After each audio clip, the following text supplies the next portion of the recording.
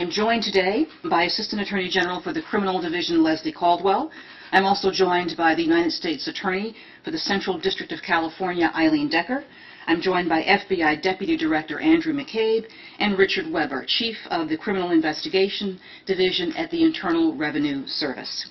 And we are here to announce a significant step in our ongoing work to combat global corruption and to ensure that the United States offers no safe haven to those who illegally use public funds for private gain.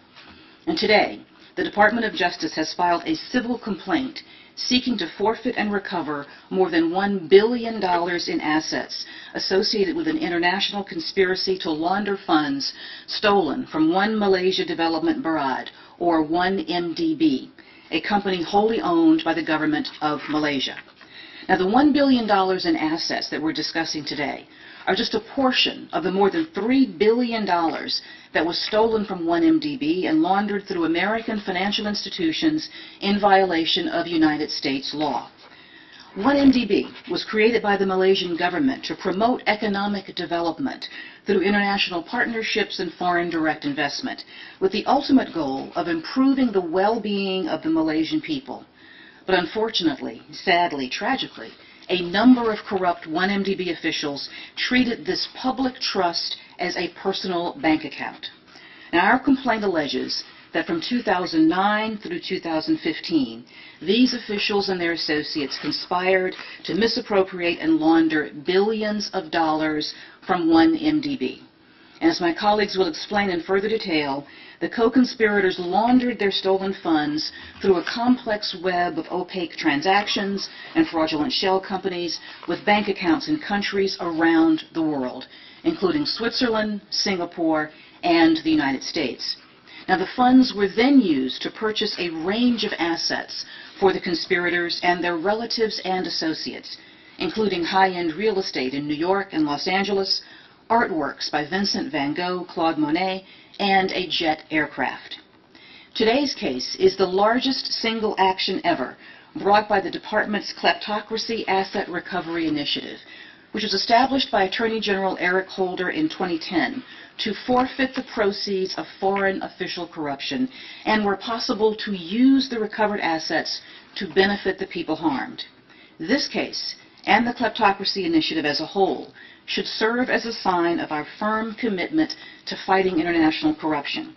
And it should also send a signal that the Department of Justice is determined to prevent the American financial system from being used as a conduit for corruption. And it should make clear to corrupt officials around the world that we will be relentless in our efforts to deny them the proceeds of their crimes. Now, of course, a case like this takes a team, and let me thank the team of prosecutors and paralegals from the Criminal Division's Asset Forfeiture and Money Laundering Section and the United States Attorney's Office for the Central District of California, who have worked tirelessly on this matter. I also want to thank the agents from the FBI's International Corruption Unit and the IRS Criminal Investigations Division who assisted them in this case. And I'm also grateful to the Criminal Division's Office of International Affairs for their vital contributions. Now, at this time, I will turn the podium over to Assistant Attorney General Leslie Caldwell, who will speak in further detail about today's filing. Thank you. Thank you, Attorney General Lynch. This is really a significant milestone in the Department's Kleptocracy Initiative and in our general fight against global corruption. The complaint that was filed today really goes into great detail about the complex web of transactions that these co-conspirators used to launder billions of dollars that they stole from the people of Malaysia. We have several speakers today who are going to talk about different aspects of the case. What I would like to focus on for now are allegations in the complaint involving 2 bond offerings in 2012 through which 1MDB raised the money, some of the money, that was siphoned off by the corrupt officials and their associates. The stated purpose of the bond offerings was to allow 1MDB to raise money so that it could invest in various energy assets on behalf of the Malaysian government and the Malaysian people. But almost immediately after receiving the proceeds of the 2 bond issues, roughly 40% of the money that was raised, which was about $1.37 billion, the 40% was the $1.37 billion, was transferred out of 1MDB's accounts and was transferred into a Swiss bank account that was in the name of a shell corporation incorporated in the British Virgin Islands.